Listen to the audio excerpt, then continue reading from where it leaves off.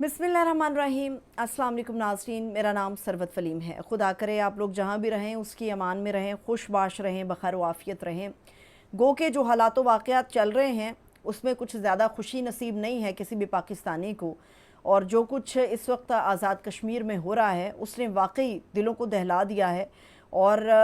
इस कदर खौफनाक और दर्दनाक मनाजिर हैं जो आज़ाद कश्मीर मुज़फ़्फ़राबाद से हमारे सामने एहतजाज करने वाले लोगों के हवाले से आ रहे हैं, और जो वहाँ पर एक जंग का सा समा है जहाँ पर पुलिस एहलकार अपने ही लोगों पे गोलियां बरसा रहे हैं और अपने लोग पुलिस एहलकारों के ख़िलाफ़ जो है वो उठ खड़े हुए हैं। इसकी तफसील मैं आप लोगों के साथ शेयर करूँगी, और कैसा लगेगा किसी को भी सुनने में कि हमारा मुस्तकबिल, हमारे नौजवान, हमारे बच्चे हमसे ये सवाल करते हैं कि तुम हमारे पे गोलियां क्यों बरसा रहे हो। ये बड़ी दर्दनाक एक किस्म की चीज़ें चल रही हैं आज़ाद कश्मीर मुज़फ़्फ़राबाद में। इसकी तफसील मैं आप लोगों के साथ शेयर करूँगी,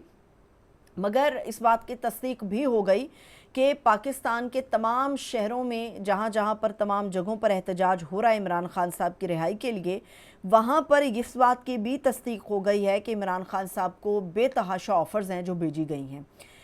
इन ऑफ़र्स को भेजने का रास्ता कौन सा था और इमरान खान का किस ऑफ़र पे क्या रद्द अमल था, इसकी तफसील मैं आप लोगों के साथ शेयर करूंगी। और ये भी आपको बताऊंगी कि किस तरह से पूरी पीटीआई तो ये समझ रही है और किसी सतह पर ये सोचा जा रहा है कि जो 76 साल का मलबा या 76 साल का गंद हम साफ़ करने की कोशिश कर रहे हैं उस वो क्या अकेली पीटीआई कर सकती है या नहीं कर सकती, क्योंकि ऐसा लगता है कि वो मुश्किल है। इस मुश्किल को बांटने के लिए मियां नवाज़ शरीफ इस वक्त मैदान में आ रहे हैं, और नवाज़ शरीफ मैदान में क्यों आ रहे हैं और इमरान खान या उनकी पार्टी ये क्यों समझती है कि उनके मुज़ाकरात शहबाज शरीफ नहीं बल्कि नवाज़ शरीफ से होने चाहिए, और मौलाना फजलुर रहमान की तरफ हाथ क्यों बढ़ाया जा रहा है, या मौलाना फजलुर रहमान किस बात का इंतज़ार कर रहे हैं कि पीटीआई हमारी तरफ हाथ बढ़ाएगी। ये बड़ी मालूमात अहम मेरे पास हैं, ये आप लोगों के साथ शेयर करते हैं। मगर व्लॉग की तफसील की तरफ जाते ही सबसे पहला जो मैं मौजू आप लोगों के साथ शेयर करूंगी वो बड़ा दुखी है। वो ये है कि कश्मीर हमारी शहरग है, वो फिर जम्मू का हिस्सा हो या हमारा आज़ाद कश्मीर का हिस्सा, और कश्मीरी हमारे बड़े अच्छे बहन भाई हैं। कश्मीर को तकलीफ़ होती है तो पूरा पाकिस्तान तकलीफ़ महसूस करता है, और जो तकलीफ़ इस वक्त वहाँ पर दी जा रही है और ली जा रही है ये बड़ी हौलनाक है, बड़ी खौफनाक है। वहाँ पर दर्जनों लोग ज़ख्मी हैं, दर्जनों लोग जो हैं उनकी हलाकतों के हवाले से इत्तलात आ रही हैं मुख्तलिफ़ ज़रियों से। वहाँ पर पुलिस एहलकार अपने ही लोगों पर फायरिंग कर रहे हैं और अपने ही लोगों ने फायर खोल दिए अपने पुलिस एहलकारों के ख़िलाफ़। वहाँ पर यह सूरत हाल है कि शेल बरसाए जा रहे हैं, लोग ज़ख्मी हैं, बच्चे ज़ख्मी हैं। वहाँ पर नौजवान अपनी हिरासत से बचने के लिए दरियाए नीलम में छलांगे लगा रहे हैं, और कहीं पर जो मुश्तिल हुजूम है वो बावर्दी लोगों को उठा उठा कर खाइयों से नीचे फेंक रहा है। इस वक्त ये आज़ाद कश्मीर मुज़फ़्फ़राबाद के हालात हैं। अगर एहतजाज पुरअमन है तो डंडा इस्तेमाल करने की ज़रूरत क्यों पेश आती है। सवाल ये है कि जो कुछ वहाँ पर हो रहा है, जो वहाँ की क़यादत है उसकी तरफ से कोई जवाब क्यों नहीं आ रहा, उसकी तरफ से कोई लबकुशाई क्यों नहीं हो रही। ये मुजरिमाना खामोशी किस लिए है, चुप का रोज़ा वहाँ की क़यादत ने किस लिए रखा हुआ है। ये मुजरिमाना फ़ेल है जहाँ से कोई बात ना हो और जुल्म और तशद्दुद की जो है वो इंतहा हो जाए। ज़रा सोचिए कि एक बच्चा है वहाँ पर जिसको ज़ख्मी किया गया, शेल बरसाए तो वो बच्चा ज़ख्मी हो और शेल उसके सर में लगे जिसकी वजह से खून उसका बहुत ज़्यादा बह रहा है, मगर उसको रेस्क्यू करने वाला भी हमारे फोर्स का जवान है, पुलिस एहलकार है जो उसको रेस्क्यू कर रहा है, मगर वो बच्चा तकलीफ़ में मुसलसल रोते और बिलखते हुए, सिसकियाँ लेते हुए उस पुलिस एहलकार से सवाल कर रहा है कि अंकल आपको किसने कहा है कि हमें गोलियां मारो, आपको किसने कहा है हम पे शेल बरसाओ, मगर स्पीचलेस है। इस एक सवाल का जवाब देने के लिए पूरी रियासत के पास कोई जवाब नहीं है,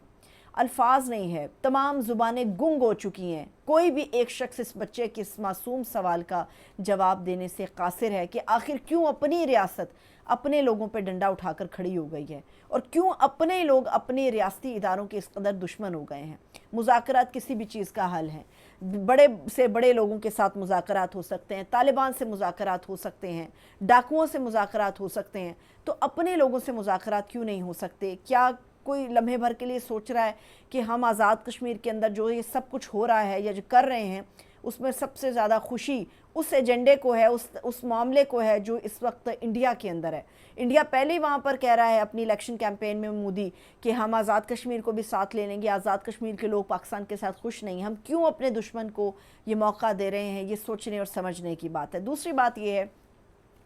कि एक तासुर ये भी आ रहा है कि जो कुछ आज़ाद कश्मीर के अंदर हो रहा है, पाकिस्तान के जो दीगर मामलात हैं जिनमें ख़ास तौर पे इमरान खान साहब का मामला है और ग़ालिबन उनको जहर दिए जाने के हवाले से मुख्तलिफ़ किस्म की इत्तलात भी हैं और कहा जा रहा है कि इमरान खान साहब की सेहत के मसाइल से तवज्जो हटाने के लिए आज़ाद कश्मीर के अंदर ये सब कुछ हो रहा है। लेकिन मैं कहूँगी कि ये बेवकूफ़ाना गुफ्तगू है, बेवकूफ़ाना किस्म की सोच है कि आज़ाद कश्मीर के अंदर इतना बड़ा हंगामा खड़ा करना सिर्फ इस मकसद के लिए कि इमरान खान से तवज्जो हट सके। मेरे ख्याल में ये दुरुस्त बात नहीं है। मगर जो उनकी सेहत के मसाइल हैं, जो उनके मामलात हैं, उसके ऊपर भी पाकिस्तान ख़ास तौर पर उनकी जो पार्टी है हर जगह पर, हर प्लेटफॉर्म पे उनकी आवाज़ लेकर जा रही है। अब आ जाते हैं उस डील और उस ऑफ़र के ऊपर जो कि इमरान खान साहब को भेजी जा रही हैं। हफ्ते के रोज़ इमरान खान साहब के बड़े पुराने साथी और साबिक़ सदर आरिफ अलवी साहब ने सियालकोट की डिस्ट्रिक्ट बार से ख़िताब किया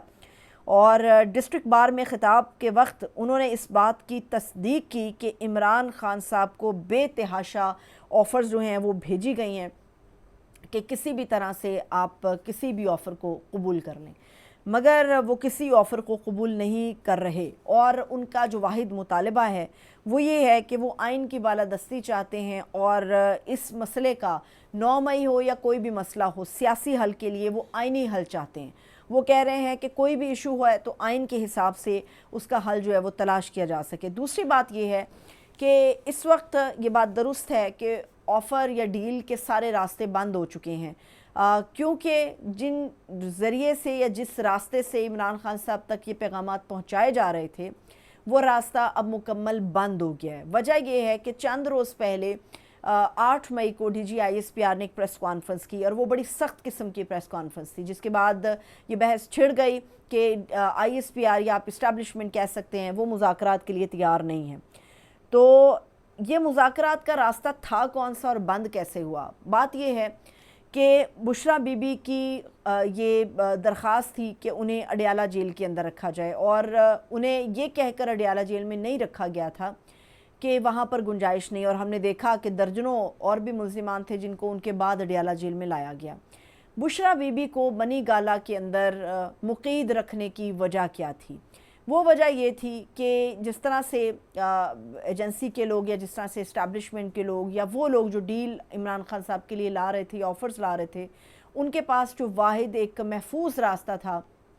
वो बुशरा बीबी के ज़रिए पैगामात कन्वे करने का था इमरान खान साहब तक, क्योंकि ख़ुद वो अडयाला जेल तक जो नुमाइंदगान थे या ऑफ़र्स लाने वाले वो नहीं जा सकते थे, क्योंकि वहाँ सुबह दोपहर शाम रात जो है वो समातें होती थीं और वहाँ पे हर वक्त जो है वो मीडिया के लोग मौजूद रहते थे, तो वो ज़्यादा महफूज रास्ता नहीं था। मगर जब देखा गया कि इमरान खान किसी भी चीज़ के लिए तैयार नहीं है, तब ये फ़ैसला हो गया कि अब बुशरा बीबी को बनी गाला से अडयाला जेल में शिफ्ट कर देना चाहिए। और इस बात को या इस ख़बर को जो बयान किया वो काफ़ी दिन पहले नजम सेठी ने बयान किया था, जिसमें काफ़ी हद तक अब सदाकत महसूस हो रही है। दूसरी बात ये है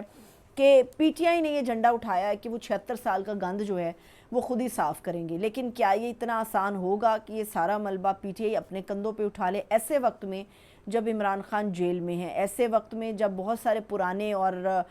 माहिर सियासतदान जो थे इमरान खान साहब के साथ वो साथ छोड़ गए हैं? क्या ये मुमकिन है? ये बड़ा मुश्किल है, नामुमकिन तो नहीं मगर ये बड़ा मुश्किल है। और इस मुश्किल को हल करने के लिए रास्ते कुछ बनाए जा रहे हैं और ये रास्ते सियासत के रास्ते हैं। इनकी तरफ मैं आती हूँ, मगर उससे पहले मैं आपको ये बता दूँ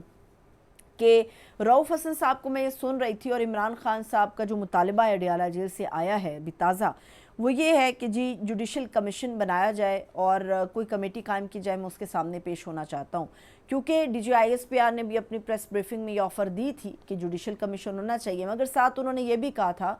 कि जुडिशल कमीशन उन मामलात के ऊपर बनाया जाता है जहाँ पर किसी किस्म का कोई इबाहम मौजूद होता है। तो यहाँ पर तो कोई इबाहम मौजूद नहीं है, हमारे पास वीडियोज़ हैं, फ़ोटोज़ हैं, हमारे पास सबूत हैं कि जो लोग 9 मई में मुलविस थे उन्हें ही मिलिट्री कस्टडी में रखा गया है और उनका ट्रायल हम करना चाहते हैं। मगर अब इस मुतालबे से इस्टेब्लिशमेंट कुछ कदम पीछे जाती हुई नज़र आ रही है और रऊफ़ हसन ने ये कहा کہ اگر ان کے پاس ہیں تو ثبوتوں کا ایک بہت بڑا ڈھیر ہے، انبار ہمارے پاس بھی ہے۔ اور انہوں نے کہا کہ میں آپ کو ویسے مثال کے طور پہ ایک چیز بتا دیتا ہوں، ایک فلر کے طور پہ بتا دیتا ہوں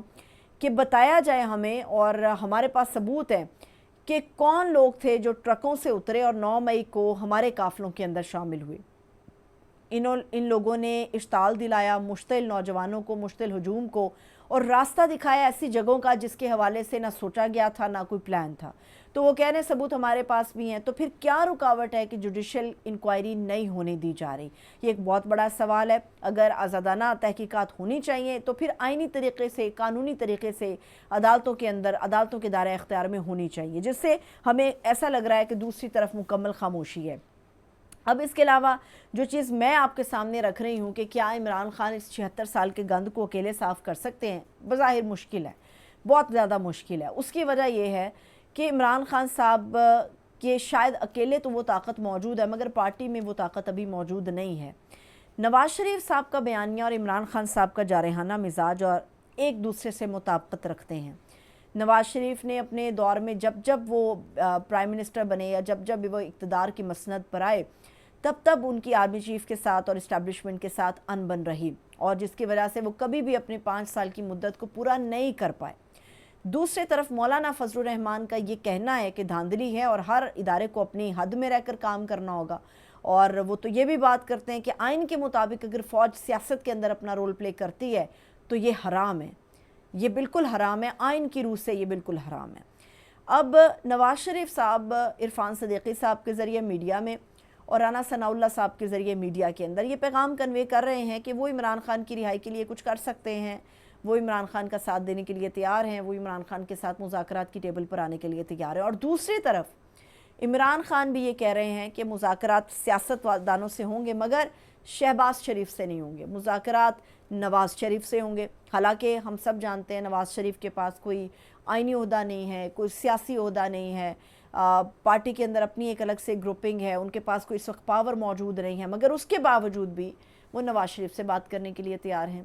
مولانا فضل الرحمان بار بار کہہ چکے ہیں کہ نواز شریف میرا دوست ہے، میرا قریبی ہے، میرا بھائی ہے، میں پہلے بھی ان کے ساتھ تھا، اب بھی ان کے ساتھ جانا چاہتا ہوں، مگر ہمارا راستہ تھوڑا سا الگ ہو گیا ہے۔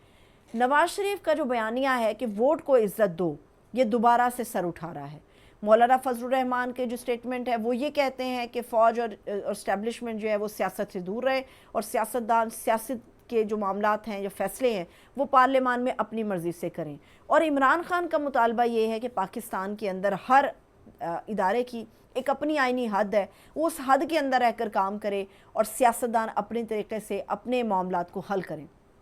یہ تینوں فورسز جو ہیں یہ ایک دوسرے سے مقناطیس کی طرح چپک رہی ہیں، ایک دوسرے کے ساتھ کنیکٹ ہو رہی ہیں، اور اگر یہ تینوں فورسز ایک ساتھ کنیکٹ ہو جاتی ہیں تو پھر یہ عمران خان کے لیے مشکل نہیں ہوگا کہ تمام آئینی اداروں کو اس چیز کے اوپر قائل کر دیا جائے اور پابند کر دیا جائے کہ وہ اپنی اپنی آئینی حد کے اندر رہ کر کام کرے۔ تو مستقبل قریب میں اس بات کا بڑا امکان آپ کو نظر آئے گا کہ یہ تینوں فورسز ٹرائنگل کی شکل میں ایک ساتھ ہوں گی، اور مشکلات کھڑی ہوں گی ان لوگوں کے لیے جو آئینی حد سے باہر رہ کر کام کرنے کی خواہش بھی رکھتے ہیں اور کوشش بھی کرتے ہیں۔ مجھے اجازت دیجیے، اپنا بہت سا خیال رکھیے، خدا حافظ۔